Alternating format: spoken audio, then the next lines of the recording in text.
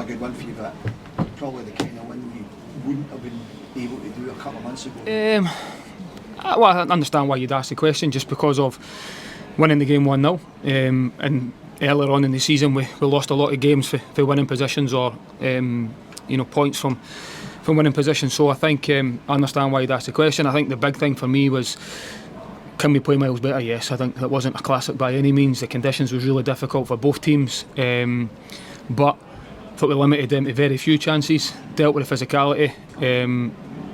But the big thing for me was all about the result today, off the back of especially such a big result and performance at Tynecastle. We needed to back that up today with a win today. And credit to the players and everyone involved for going and doing that. It wasn't the prettiest, like I've just said there, but we take a lot of confidence and belief for the fact that they were able to then return 4 straight wins. If you think back to where we were sort of 6 weeks ago, the turnaround and performances and results and the confidence that's in that dressing room at the moment, and I'm delighted for absolutely everyone involved.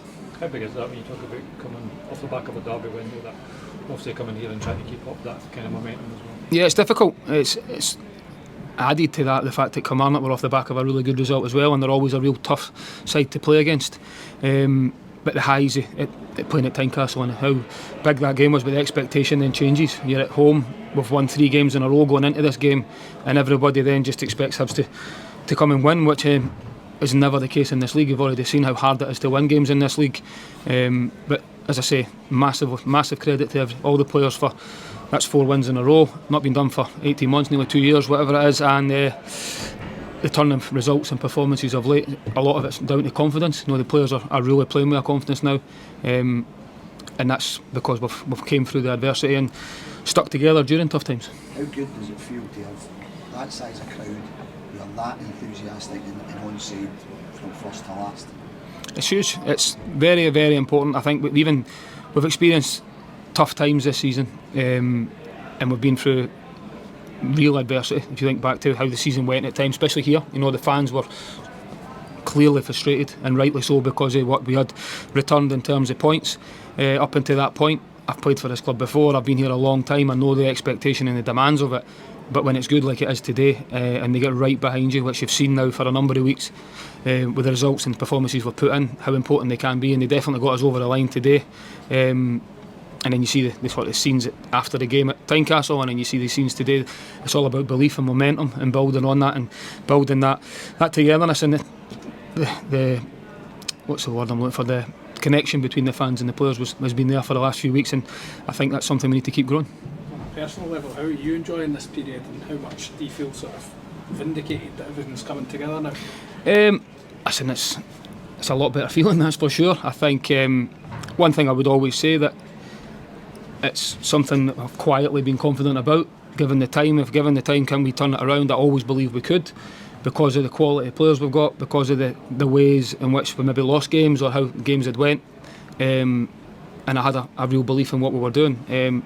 But I also knew the players still had a belief in it. That was the thing that kept me going, which was the players still believed, they still worked hard, was a massive togetherness, and you're starting to see the benefits of that now. So delighted, as I've said, for everyone, the staff, all the hard work that's went into it, but by no means now we've turned the corner. Yes, we have turned the corner in terms of results and performances, but we've demonstrated how quickly it can change in a positive way.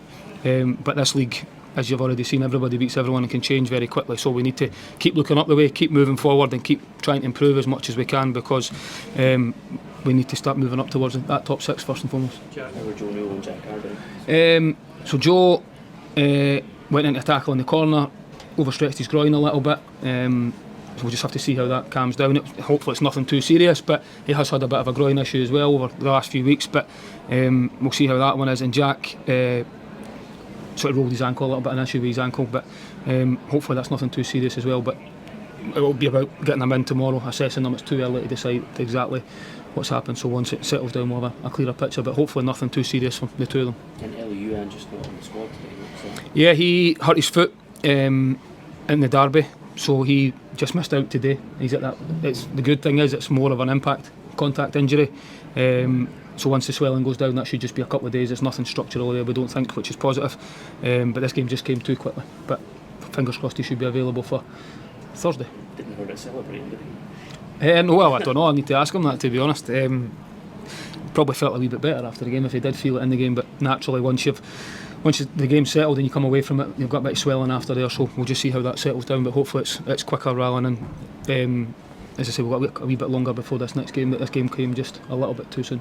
You've been linked with a couple of goalkeepers, one at Rotherham, the other one at Hearts. You strengths in that area? No, I think, listen, that department has never stopped working hard. You always need to be proactive. Nothing could be done until the 1st of January when the window opens, so we're always conscious of the fact that you always, naturally, when the window opens, there's always ins, there's always outs, and anything the club can do to make us feel like we're taking the club forward or something can be done to make us better, and it can be done, we'll look to try and do that. But at the same time, where we are just now, I'm delighted with everyone at the moment, and I think we're in a good place, a good moment, and my attention quickly changes towards St Johnstone, to be honest, with the amount of games we've got in this short period of time, that once the window opens, I'm sure all the speculation will start again.